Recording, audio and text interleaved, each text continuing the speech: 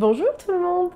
J'espère que vous allez bien, que vous avez passé un bon mois de juin et surtout que vous êtes bientôt en vacances ou que vous profitez tranquillement du rythme très calme que l'on peut avoir pendant les vacances d'été. Pour le coup, j'adore bosser dans les vacances d'été parce que je trouve que tout est plus cool. Bienvenue dans ce nouveau Chill and Objectif pour le mois de juillet. Et avant d'entamer les objectifs du mois de juillet, nous allons tout d'abord faire le récap du mois de juin, comme d'habitude. Que s'est-il passé ce mois de juin? J'espère qu'il fut doux pour vous parce que je sais qu'il a beaucoup plu. Ici, il a fait assez beau avec des périodes de pluie, mais en tout cas, on a eu un mois de juin très agréable.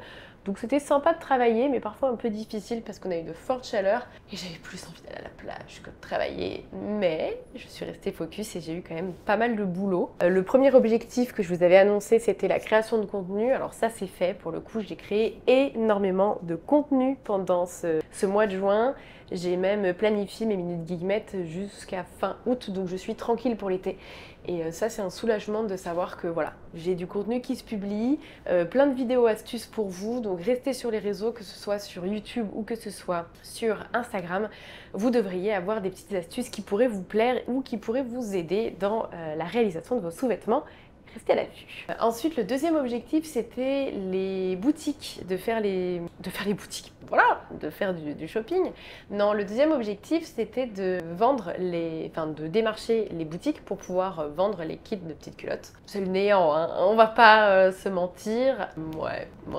Bon, voilà. En fait, j'ai pas du tout avancé sur cet objectif. Chaque semaine, je me disais, faut que je le fasse. Puis en fait, j'étais rattrapée par plein d'autres choses que je devais faire. Donc voilà, j'ai pas eu le temps. Je vais essayer au mois de juillet. J'ai peur que ce soit un peu trop tard pour les vacances. Mais c'est pas grave, tant pis. Le troisième objectif, c'était de réussir à vous proposer ces fameuses box de tissus de maillot de bain. Je les ai retirées parce que, après plusieurs déboires avec DPD et ce fournisseur, j'ai décidé d'annuler ma commande. Enfin, j'ai fait une demande d'annuler ma commande. Après, est-ce que ce sera acté et est-ce que ce sera possible?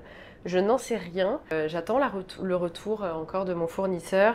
Il y a eu pas mal de problématiques. Sincèrement, avec DPD, je ne comprends pas, sachant qu'ils ont tenté de me livrer soi-disant un samedi, et j'étais pas là parce que j'étais en séjour couture, mon conjoint était là, et visiblement, il n'avait aucune adresse mail et aucun numéro de téléphone pour me joindre, pour me dire qu'il y avait la livraison. Donc, ils sont rentrés chez eux. Bon, autant vous dire que je comprends pas, parce que quand je passe commande, pour moi, c'est l'erreur du fournisseur de ne pas avoir donné mon numéro de téléphone ou mon adresse mail parce qu'ils sont présents dans la facturation de la commande. Donc ça, je comprends pas trop. Et puis, quand j'ai rappelé, du coup, pour savoir quand je pouvais être livrée, que j'ai appris cette information-là, je leur ai donné bien mon numéro de téléphone, on a fixé une date pour le lendemain.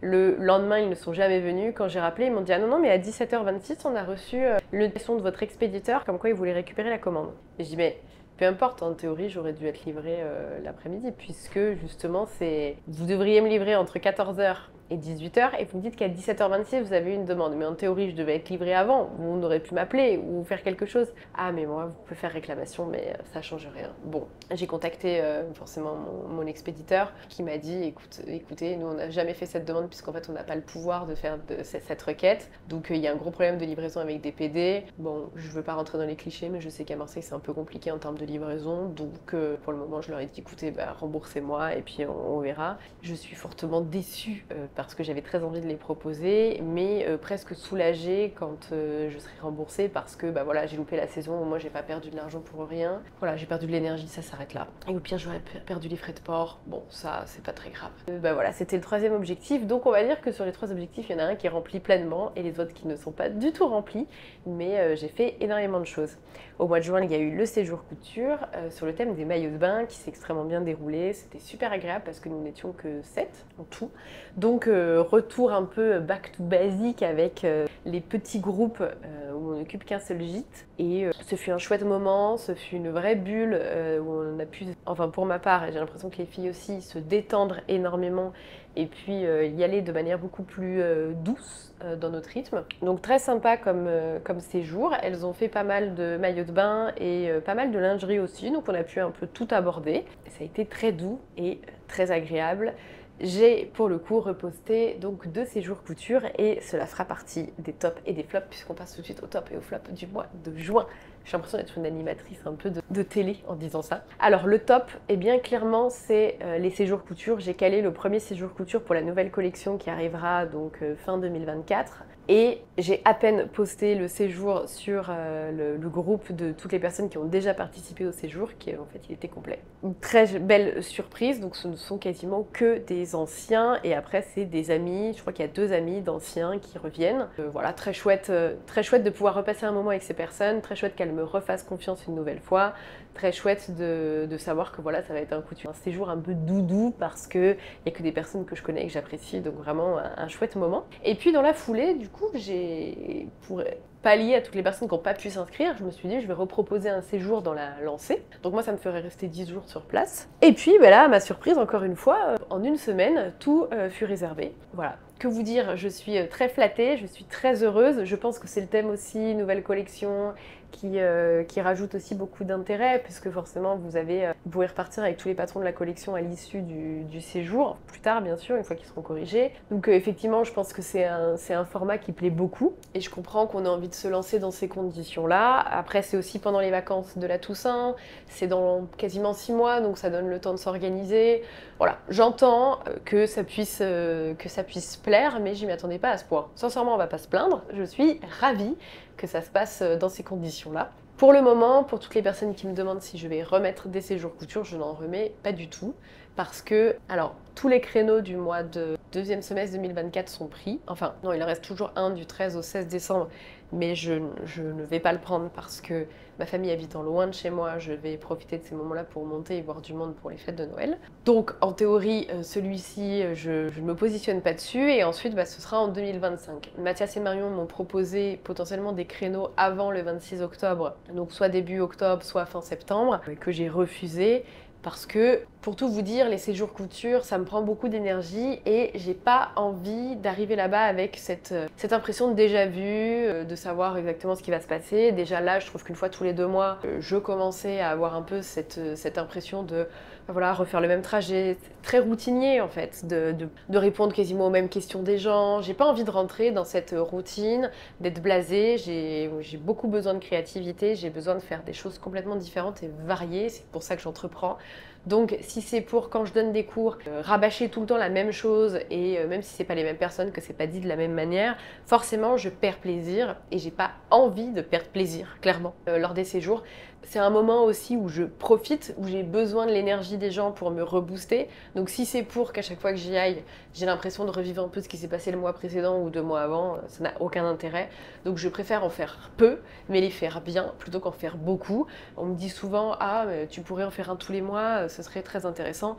Non, c'est intéressant financièrement peut-être. En termes d'énergie, c'est absolument pas intéressant. Donc moins qualitatif, et par conséquent moins intéressant financièrement par la suite, parce que les gens ne vont pas avoir le retour sur l'investissement. Non, franchement, c'est pas intéressant du tout pour moi de faire ça.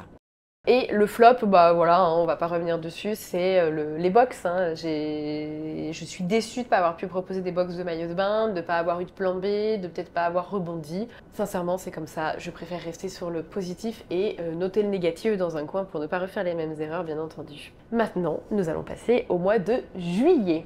Pour le mois de juillet, l'objectif numéro 1, c'est en réalité de revoir mes patrons, et cette fois-ci, c'est vraiment un objectif, je dois m'y tenir absolument pour tout ce mois de juillet et ce mois d'août. Je dois revoir des patrons comme Jean, parce que je commence à avoir pas mal de retours sur Jean où on me dit ça se place pas exactement comme sur la photo, c'est pas exactement comme ci, comme ça, et en fait l'erreur que j'ai faite, c'est que les modèles qui sont pris en photo, ce sont les premiers prototypes.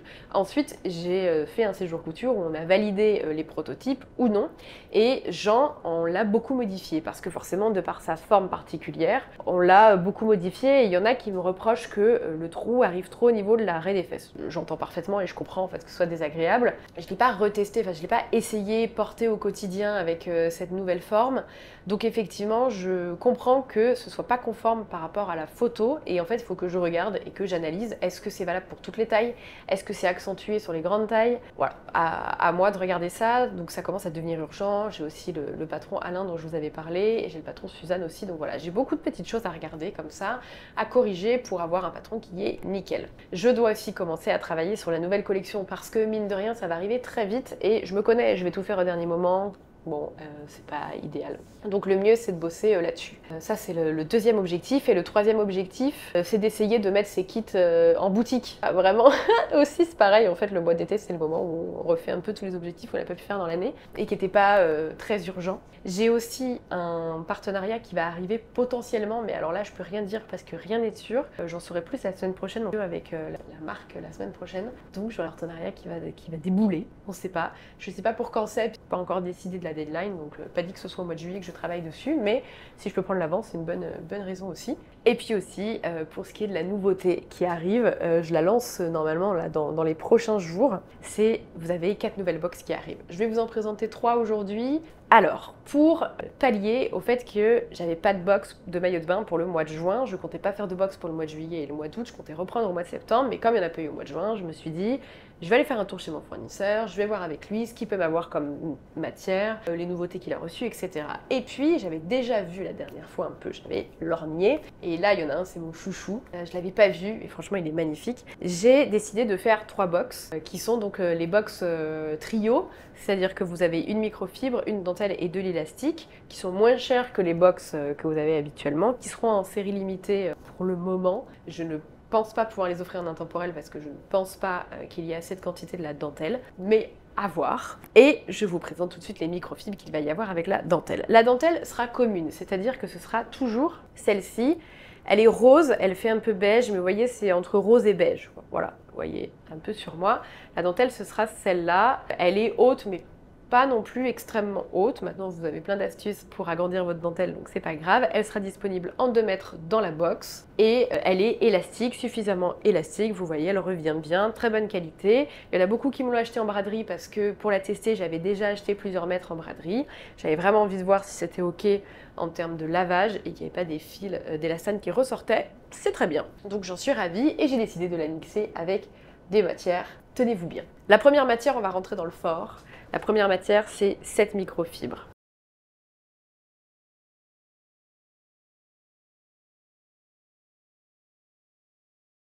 Alors, vous voyez, c'est légèrement irisé. Voilà, c'est légèrement irisé. Vous avez un vieux rose comme base et puis par-dessus, vous avez ce rouille légèrement irisé qui fait donc cet effet imprimé léopard. Il est très agréable, très fin, mais il se tient bien. Vraiment une bonne densité, je l'ai cousu, parfait, il n'y a rien à dire. C'est nickel si on veut démarrer et qu'on veut s'amuser. Vous pouvez récupérer le jersey, un jersey blanc, un jersey couleur beige aussi ou du vieux rose, soit sur des vieux t-shirts, soit si vous en avez à la maison, ou alors même si vous avez un imprimé qui vous plaît, vous le mettez dedans pour vous amuser. Et en élastique, je l'ai rangé, mais vous avez un élastique qui est un tout petit peu plus foncé que ce vieux rose, qui se marie du coup très bien avec cela. J'étais très contente de l'avoir trouvé. Donc voilà, ça vous permet de faire, vous avez 50 cm sur 1m37, sur 1m30 pour celui-ci, non sur 1m36 pardon, de laisse pour celui-ci. Vous avez la possibilité de faire potentiellement 2 bas et avec l'élastique, en fonction de votre taille, vous pouvez faire un bas et peut-être qu'il vous faudrait un deuxième élastique. Ça dépend de la taille que vous faites, ça dépend de l'attention que vous mettez à chaque fois sur chaque modèle. Le deuxième tissu, c'est rester dans les motifs animaux. Donc toujours avec ma dentelle, comme ça vous fait un très joli matching. Franchement, ça fonctionne très bien. Après, vous n'êtes pas obligé de les mettre ensemble si vous n'avez pas envie, faites ce que vous voulez, mais je trouve que ça fonctionne très bien. C'est exactement la même qualité que la précédente, donc la même densité, la même fluidité, très très agréable. Au lavage, la partie irisée ne part pas, même au bout de plusieurs lavages, donc vous pouvez y aller. C'est vraiment très bonne qualité de tissu, très agréable à travailler, très bien pour les débutants. Et ensuite, on passe à mon préféré, c'est le troisième qui ira avec cette dentelle, c'est ce motif. Je craque complet. J'adore grave ce motif. J'en ai un autre qui fait très années 70 que j'ai pas acheté parce que je cherche la bonne dentelle pour aller avec, mais je pense que je vais craquer à un moment donné pour vous la proposer. Mais j'adore, j'ai envie d'aller faire du patin en fait avec du patin à roulettes avec ce tissu. Voilà, donc celui-ci, extrêmement doux, extrêmement doux, très fluide, un petit peu moins dense que les autres. Donc en fonction de votre niveau, je vous conseille d'y aller mollo, mais vraiment ça se fait très bien. Et très chouette en termes de coloris, vous pouvez vraiment vous amuser, c'est le genre de coloris qu'on trouve pas souvent. Les 3 tissus, vous pouvez les utiliser pour faire des maillots de bain si vous voulez, mais sachez qu'ils ne sont pas traités contre les UV, donc potentiellement ils vont s'abîmer beaucoup plus vite si vous faites beaucoup d'allers-retours dans l'eau, que ce soit l'eau chlorée, l'eau salée, ou même que vous exposez trop au soleil, ça peut décolorer. Après, à vous de voir si vous avez vraiment envie de vous amuser et de faire un maillot de bain avec, sincèrement, vous en privez pas, parce que c'est le cas de toutes les microfibres qu'on peut acheter. Donc ça, c'est pour les 3 box que je vais poster ce week-end, et il y en a une qui revient, que j'avais fait en kit. Je sais pas si vous vous souvenez de la culotte guillemette que j'avais fait sous forme de kit, et bien là, je la refais sous forme de box. Donc vous pouvez acheter, il n'y a que 8 box, si je dis pas de bêtises. Donc si vous voulez, vous pouvez couper un kit guillemette dans cette version-là. Il faut juste que vous trouviez le jersey. Vous avez sinon tout ce qu'il faut pour faire le modèle guillemette, mais vous pouvez aussi faire d'autres modèles et c'est ça qui est cool. Et vous avez même un peu plus de dentelle que dans le kit guillemette, donc finalement vous vous y retrouvez. Voilà. Ça c'est vraiment pour les nouveautés qui arrivent au mois de juillet, sinon ça va être un mois qui va être calme. Je vais aussi beaucoup profiter, essayer de décompresser un peu de ces 6 premiers mois. Là, je pars demain voir ma grande sœur qui habite dans les Vosges pour voir ma nièce qui est née il y a un peu plus d'un mois. Non, il y a 2 mois bientôt, et profiter un peu avec elle. Donc je vais travailler en parallèle, mais je vais aussi profiter avec ma famille. C'est le moment de passer des moments un peu plus doux. Voilà, je suis très contente de partir, j'ai hâte et il faut que je termine cette vidéo. Je ferai certainement le montage dans le train pour aller jusque là-bas. Je vous souhaite un excellent mois de juillet et on se retrouve nous fin juillet, début août pour faire le débrief de ce mois.